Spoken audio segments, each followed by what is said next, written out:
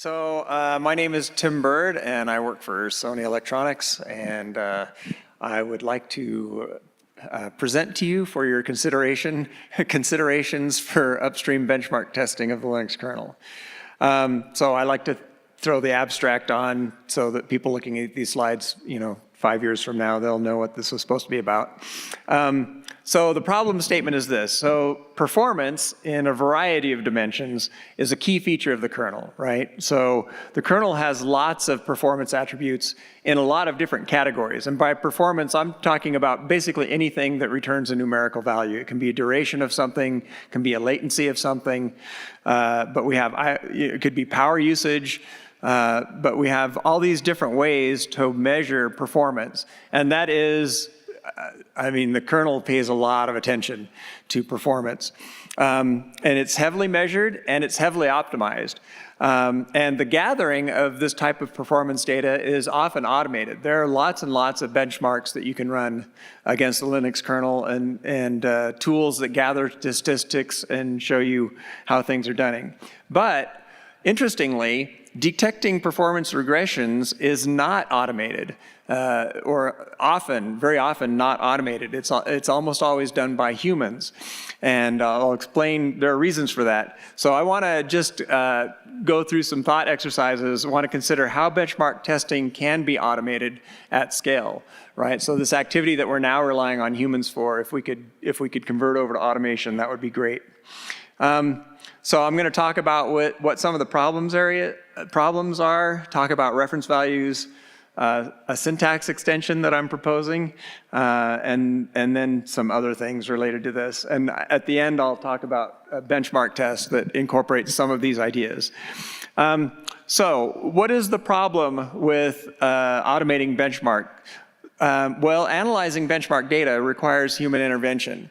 Benchmark data is highly specific to the system and the workload, right? And so, it's even worse, benchmark results change over time, right? As systems come up with different attributes, right? The hardware vendors are constantly trying to improve their performance on benchmarks, and the kernel developers in software are constantly trying to improve their performance. And so, basically, a benchmark that does not have a pass-fail criteria is not really a test, right?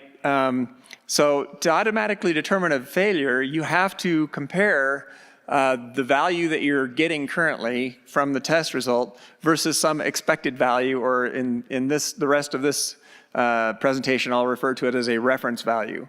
And expected values are all over the map, right? It's not like with a functional test where you're checking for a particular error no, and if you're in a particular state or condition, that's the error no you're supposed to be returning. And so a lot of functional tests are testing for equality or inequalities. How are benchmarks used today with the kernel? Because they are used extensively. The tester or the user runs a benchmark, and then they examine the results manually, and they determine if the performance has regressed or not on their system. And the human is required to know what that value should be, right? So the last time I did, let's say, a file performance operation on my machine with a particular SD card, I got 78 megabits per second or something. And so I just know that if I see a value in the future that's worse than that, then something went wrong, and I want to find that. The other thing that the tester knows in their mind is what is the variance, right? So I may take a measurement and I'll know that, oh, well, it goes up and down based on other factors that are kind of outside the test parameters by a factor of 10% or 15%. And so that variance is also kind of key to determining whether or not the value that you got back, even if it's a little bit lower than you're used to seeing, would it still constitute a failure? And then after that evaluation by the human, the tester or user reports the bug. And then if something changes in the overall config, the hardware changes or the software changes, you have to relearn that value and the variance for it. So obviously there's a lot of humans. So reference values, what can we do about that? Well, so the reference value is that value that's used to determine the final result. Really, it's just a numeric expected value. And it can be any type of expected value. It can be the time that something takes to happen. In fact, for years, the standard measurement of kernel goodness was how long it would take to compile itself. I can remember at Ottawa Linux Symposium one time, I think IBM brought in a mainframe and compiled the kernel in 2 seconds or something ridiculous. As I said before, it's different from a functional test where you're checking a Boolean or something. Often it's a threshold. And the threshold can be, you're either trying to be faster than the threshold or slower than the threshold, or rather, let me rephrase that. A failure criteria would be, it took you too long to do something, so the direction of comparison is actually kind of part of the sense of the test. And in order for this to work, you need to keep those reference values separate from the test. If you try to embed them in the test, right, then you're either constantly updating the test, or, well, you have to that problem. You also have the problem that you can't share with anybody else, right? Your reference values are not going to be the same. The reference values for a particular workload on my hardware are not going to be the same as the reference values on your hardware. But doing that type of separation raises several issues. So again, you should not encode those reference values into the test. I just kind of said all this stuff, so, okay. And then the other thing about reference values is you are going to want to update them, right? So when an algorithm, let's say the scheduling algorithm changes in the kernel, and you get a new speed boost, right, out of that. So you don't want to have to, every time that happens, go and modify the test source code itself, right? You just want to update the reference values. It would be a nightmare to try and maintain those actually in the test itself. Okay, so an aside on what I refer to as synthetic reference values. So you kind of have two options. The most common option with reference values is to use past results, right? So what was the 6.15 kernel doing? Is the 6.16 kernel doing something different? And that's like 90% of the time, that's what, maybe 99% of the time, that's what people are doing, is just comparing with past results. There is an alternative though, and that's to estimate what the value should be, right? And so most humans, when they're reporting a regression, a performance regression, they'll say, well, you know, this operation used to take this long and now it's taking this long. And so something broke, we can bisect that, we'll go fix it. And so they're kind of implicitly using past results. But it is conceivable that you could examine the machine, the config, the workload characteristics, and estimate a value. So if it's something like a hardware change, you can say, well, if I bumped my CPU speed up by this many megahertz, then I would expect, if it's a compute-bound operation I'm measuring, that my new reference value would be this. That is a very, very hard problem, and I'm going to ignore it. It's outside the scope of this discussion. So we'll just be looking at values that you got from previous runs. So if you have these reference values that are separate, what are some of the attributes of them? Where are they stored? What format are you using? And how can you map those to test case outcomes? And how can you determine which set of reference values you want to use? How do you generate them? How do you update them? So these are all problems that, because of this set of problems, none of these are easy. I don't think a system like this has ever been done, where someone has tried to create a shared, like a repository of reference values. But that's what I'm proposing today. So, and again, the reason I'm bringing this here is to not only present what I've done, but show some of the issues that came up and get some feedback and ideas. So I propose a new system for managing benchmark data and interpretation in kselftest. So, and Shua knows I have not submitted any patches for this. So this is all speculative. But it consists of these parts. So some syntax for expressing in KTAP values, a collection of reference values that are stored outside the kernel source tree, a set of criteria for interpreting results values, and a system that will allow you to take those conversions, those numeric results, and those comparisons and turn them into pass-fail, okay, not okay results, based upon the reference values and the specified criteria. I also have some other tools that I've written that manage reference value files. I'm not going to actually get into those too much today. So the system, the objects that are in this new proposal are result files in KTAP format. And that's something we have today, but I'm specifically saying that we should add numeric results to that. And then reference value files themselves. Test criteria, I'll talk a little bit more about that, and then the evaluator. So let's talk about KTAP extensions. I only need two things, and they're both very simple and uncontroversial, I think. One is that we need to be able to express a value in KTAP. And so I'm saying that you start the line by saying value, and then you have an identifier for the particular measurement or metric that you've got, and equals, and then the numeric quality, and then a units. And the units can be important because sometimes benchmarks, a lot of benchmarks actually will very handily for humans change the units on their output. And so you got to detect when you're seeing different numeric values based on the units. And then the other thing is that I think you need to have the capability to output an undetermined test case result. So sometimes you get the benchmark data, you'll have one program that produces a bunch of these numeric values, and it doesn't know what the reference values are. So your benchmarks starting off with, if you're using an existing benchmark, they don't know anything about this system. You want to be able to accumulate those values and then go out and actually determine the status or the results of the individual test cases. And so I propose that we support unknown as a new test case result. Right now we have okay, not okay, and I'd like to add unknown. But actually, in the grand scheme of things, this is not the most important part, but it all kind of gels together better if I have just these two extensions. So let's talk about criteria. So let me see, how am I doing on time? I got to make sure okay. So the criteria is the actual rule. Okay, so the rule is how to interpret the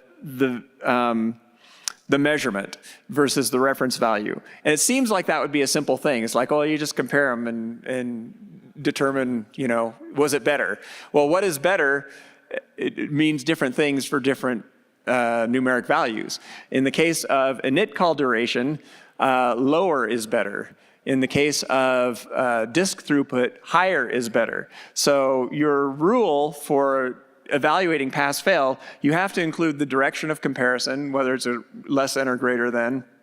And you want to actually take the measurement that you got. The measurement might have some kind of goofy name that's come out of the benchmark, and you want to convert that into a standardized test case name. So you have two different things. You have your measurement namespace, and you have your test case namespace. And those are two different things. So you have to have a conversion there. You may need to do conversion of units, as I was saying before, right? So a tool might say, well, if it's so low, I want to help the human out and convert this into kilobits per second instead of megabits per second. And it's like, well, no, they have to be normalized. So you take the units and you normalize them. And then you also, in a criteria rule, you may want to add support for variance. And variance indicates that, that the threshold that you're establishing is fuzzy, right? That it could have a plus or minus percentage or some kind of plus or minus some units. So just by way of example, I don't know if, maybe I talk about this later, but here's some examples of doing an IO 4K write speed. If it's less than 90 megabits per second, plus or minus 5%, then the IO 4K write would be not okay. So that's indicating the failure condition for that comparison against the reference value. And in this case, the reference value is 90 megabits per second. On the next one, Arch boot duration, in this case, the reference value is 100 microseconds.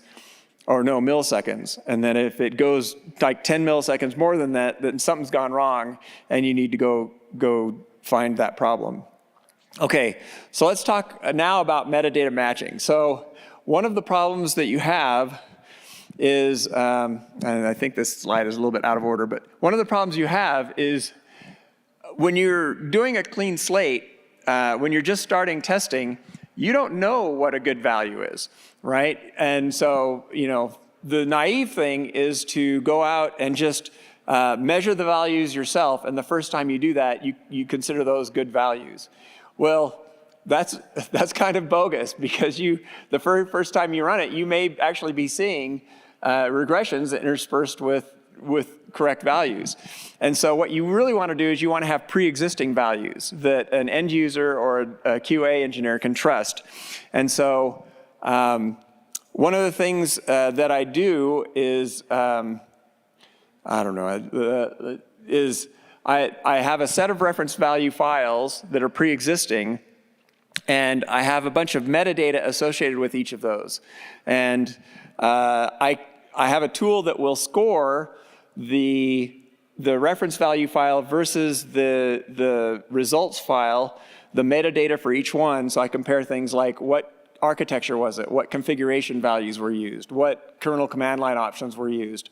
And I generate a score that indicates how many CPUs there were, what was the BOGO MIPS, what was the CPU frequency. I examine all those and I find the closest match I can. And then I put all those reference data files on a boot data wiki, and I'll come back to that, but I have a tool that will score a bunch of other files from different machines. Now, let me just give you an example here. So I'm running a test in my lab, Tim's lab, and it's a BeaglePlay board. And I find that a bunch of other BeaglePlay files, this BP1, have a score of 72,000 or 71,000 or 70,000. That means they were a pretty close match. They had very similar command line, very similar, it was actually the identical machine, but things like kernel command line options can have a big impact, so you have to take those into account. Notice that Francesco's lab has a BeaglePlay also. It's not configured quite the same, and so it got a score of 50,000. Anyway, this tool allows me to find an existing reference value file that will be appropriate that I can compare against. So yeah, when using a reference value file, you can specify a local file or use one from online. And I've got a tool that will show this scoring for you, so you can select one that's appropriate. The tool can either scan files locally, giving scores, or it can scan the boot time wiki. So I've got a whole repository. It's the KCIDB of boot time, is the way to think about it. And you can also tell the tool to automatically find a good match and download it for use with a test. And this is more stuff about this is more stuff about the variance and managing the variance. I'm going to skip over just in the interest of time. So here's my boot time regression test. So let's kind of go through what this does and how it works. So it has two parts. It actually is in two programs. There's a part that grabs the actual information, which could be considered kind of the benchmark program. And then I have a second program that analyzes those results relative to the reference value files and produces the actual KTAP result output. So grab boot data, collects several things, very easy things. You have, if you turn on init call debug on the kernel command line, you get a bunch of init call durations. It also looks at print k timestamps and finds the amount of time spent in various regions. But the other thing that's really important is, in order to do this reference value file matching, it collects a whole bunch of system data, metadata. So it collects the kernel version, the configs, the kernel command line, machine information, and a bunch of the running software. For this particular test, the running software is not that important, right? I'm not dealing with a lot of like contention with other programs. during boot up, but for other types of benchmarks, that might be important. And again, grab bootdata.shell just emits a bunch of numbers. And then the actual test itself is called boot time regression test, and that just processes a boot data file that was produced by that first tool. It parses all of the numeric data and evaluates the delta between each of those between the collected value versus the reference value. And then it emits 2 lines for each init call and region, a value line indicating what was the value from the result, and then whether or not that init call is okay or not okay. So this is an example of the command line usage. You specify the boot data file, which arguably those are kind of long file names, and then against a reference value file. So, and then I have a pass-fail criteria. In this case, previously at Plumbers, I presented a system where the criteria rules were actually also separate from the test. So I had the reference value files and the pass criteria were both separate from the test. But in this test, this is a simple enough comparison that I just embedded it in the test. I don't think it will change that much. I could be wrong about that, though. I'm still doing some data analysis on the durations. There are some init calls that have much higher variation than others, and that's because they depend on when that init call started relative to the kernel timestamp, or relative to the timer tick. If it starts right after a timer tick, when it goes for a delay, it'll get a longer delay. So there's some kind of tricky issues there. So I may not be able to use a single pass-fail criteria, but I'm still working on that. This is what it looks like. Okay, so just for information's sake, I indicate which reference file was used, what boot data file was used, and you can see immediately some problems. So the very first thing is the first 100 or so init calls are run before time is initialized. So you get a bunch of 0 timestamps. Okay, what a pain that is. And actually there's some work ongoing in the boot time special interest group to address that. We're looking at using cycle counters and some other possible mechanisms to get some non-zero values. Another thing is that, well, this devlink init duration, I had a reference value of 0. It was measured as 0 in the good case that I was looking at, and it came out as exactly 4,000 milliseconds, a suspiciously even number. And so that tells me that something hit a tick timeout. And so that's something that's worth looking at. I have a skip because I had this gent mod init duration was not found in the reference value. So this is a good example of something where, for one reason or another, that particular init call was not in the reference value. As the kernel adds init calls, this type of thing is going to happen. You're going to get new data points that weren't even in your reference value sets. And then the real run is this phi GMI cell driver init duration, which went up by 114 microseconds. So that's not terrible. This was on my Beagle Play using the same kernel and the same config and all that stuff. So it regressed a tiny bit, but not very much. But on other systems, you can find, my threshold right now is I'm looking for anything that regressed more than 10 milliseconds. And so far I've found about 10 items in that category. So what are some of the issues? One of the things I'm measuring is what I call regions based on print keys. And the problem is that different boards have different print keys, right? Depends on your drivers, depends on your config. And so it's very hard to find common print keys that you can use across all systems.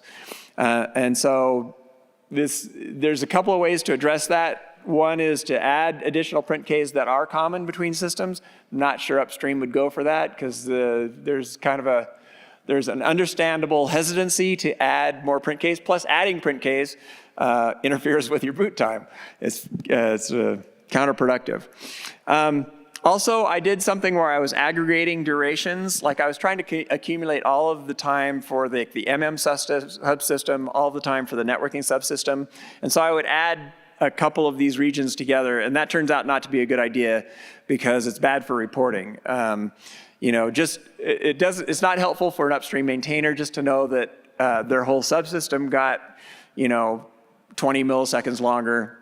It's better to know, oh, well, it was this part of like your probing that got 20 milliseconds longer.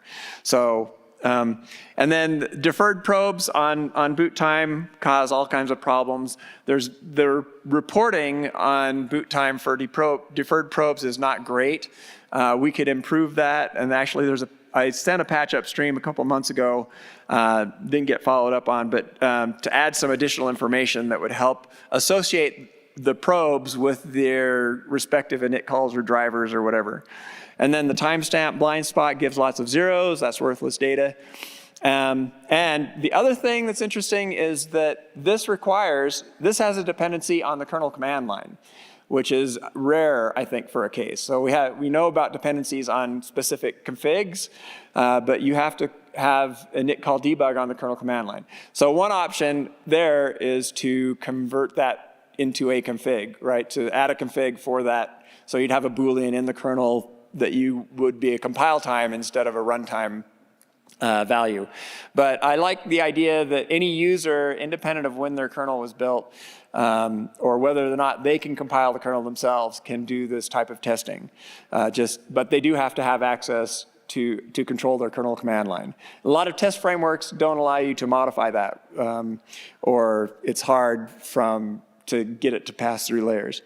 Okay, so some of the issues I found with ref values and criteria files. Well, okay, so you need to resolve where the reference files would live. And they have to be, I think they have to be out of tree.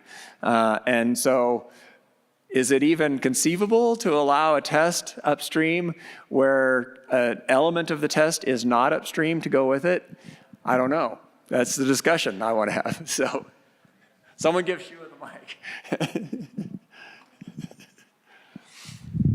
So we do have a way of specifying something for kselftest. One is config file, of course, or for individual tests. And there is another one called settings. That's where we specify time right now. Okay. How long will that test take to run? It's kind of rudimentary, kind of falls into the similar thing that you're looking at potentially. So it's possible to have the type of information you're talking about in the kernel, in upstream. Under whichever test directory you are looking at, maybe a benchmark, we could look into the possibility of expanding that settings file. Well, one idea that I thought about last year, or that we discussed actually at Plumbers, was so if we're measuring something and there's like a really, really well-known board, like take a Raspberry Pi or something, like a Raspberry Pi 5 running Debian or something, which is a standard configuration. There might be a small enough number of kind of reference systems that you'd be willing to have that value upstream, right?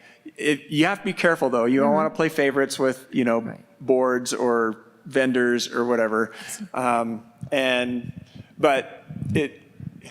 for like a super popular board, then that means that anyone who has the Raspberry Pi can or a Raspberry Pi can run it, and they don't need any additional outside stuff.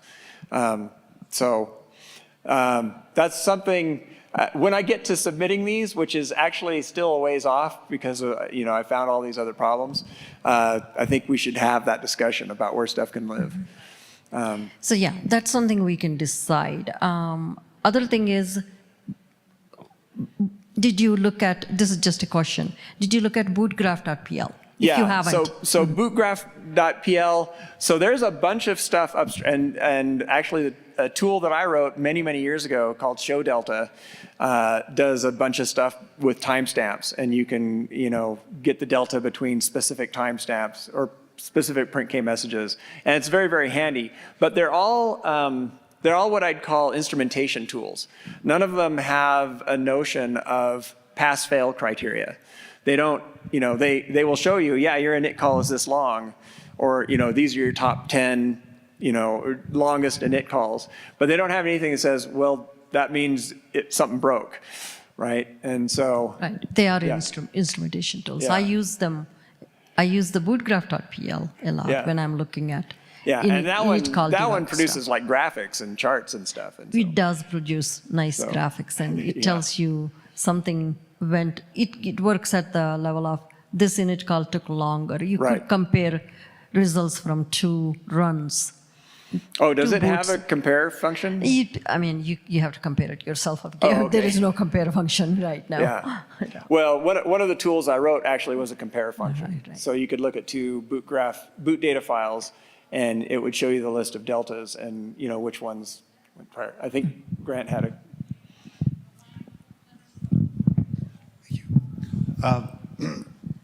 So you already highlighted that like all of this is super dependent on the configuration, the boards, the kernel image, the root file system, all those pieces that go together. Right. And so any of these numbers only make sense when tagged with all of those things. Right. We already have a system that runs a whole bunch of boards and keeps track of what kernel version, what OS, what the board is, and things like that. In kernel CI.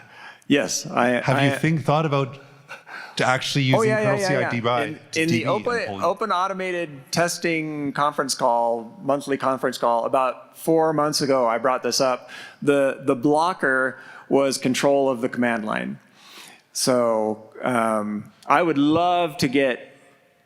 In that you need to change the command line. I need to change the command line for the test. Right, because of the timestamp piece? Well, because a bunch of this data doesn't get emitted unless you put a nit call debug. There's 2 things you really need to do. You have to put a nit call debug on, which is just a Boolean flag on the command line. Right. And then you also, because it gets so chatty, you have to increase the kernel log buffer size. So the kernel log buffer could be done with a kernel config, but it's easier. You don't have to change anything else. Yeah. If you. And of course, using print case for this is a huge hack. I mean, use the boot graph. Well, no. Okay, so bootgraph requires ftrace. Yep. So, or it depends on how you run bootgraph. That's the other thing is bootgraph has several different modes, and so. And it only knows how to talk to grub in terms of managing the kernel command line. So it does the same thing. It manages the kernel command line for you if you have a grub-based system. Otherwise, you're on your own. What it does instead is it spits out the ftrace command line options you need to apply, and then it left as an exercise to the user what to do with those relative to like U-boot or a custom bootloader or whatever. So anyway. But I think from the point of view of storing this information in the tree itself, I think there's just too much data that you're gonna. I mean, it will be an avalanche that you will not be able to sustain. It has to be external, in my opinion. Yeah. We had a similar case with the. Yeah, we had a similar case with the kselftest some time ago. Like we have a few in mainline, but there is a repo in kernel CI with other reference files there.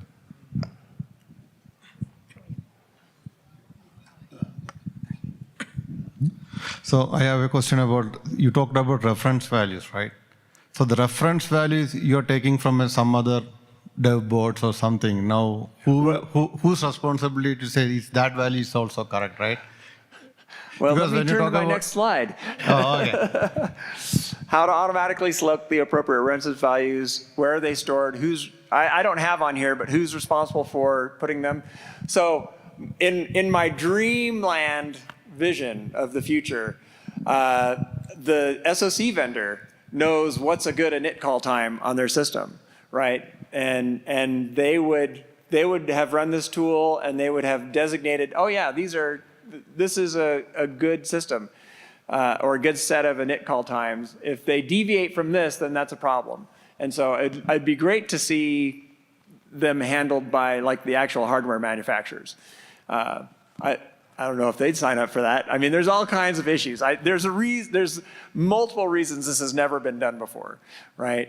There's a lot of and who maintains them over time? right? If it's not them, right? I could sign up to do a Beagle Play reference value file and a Pocket Beagle. Those are two boards I have. I have a Beagle Bone Black. I have a Raspberry Pi 3, 4, and 5. But like, you know. Yeah, but in that also, like, if you take the example of SSD itself, right? So you got a read and write speed from the thing. And that can even change if we change the firmware. We are debug a lot of issues. With the firmware, you got a lot of read issues or write with the thing. So is it the responsibility of the SSD vendor to say, okay, if I use this model, this is the read speed and the write speed. Now, the kernel doesn't match that. Someone needs to optimize, debug it, right? Right. Yeah, it's a combinatorial explosion. That's the other problem. And that's why I don't think you can keep them upstream. You could keep a couple of, like I said, reference boards, reference configs upstream, but you can't. You get a combinatorial explosion. I don't know how to deal with that. That's why I came up with that whole notion of synthetic reference values. But right. So the scope you're talking about, yes. I think we discussed this a couple of years ago. Yeah. Somebody came in and said, can we add metadata for boards and different hardware? Yeah. So we didn't want to do that. I still think it's not a good idea to put it in the kernel. Yeah. What can be potentially done is, if you can come up with some generic way of describing metadata in terms of workload or it has to be something that is generic enough to be able to put in, not specific to say BeagleBoard, blah, this. That will be too much.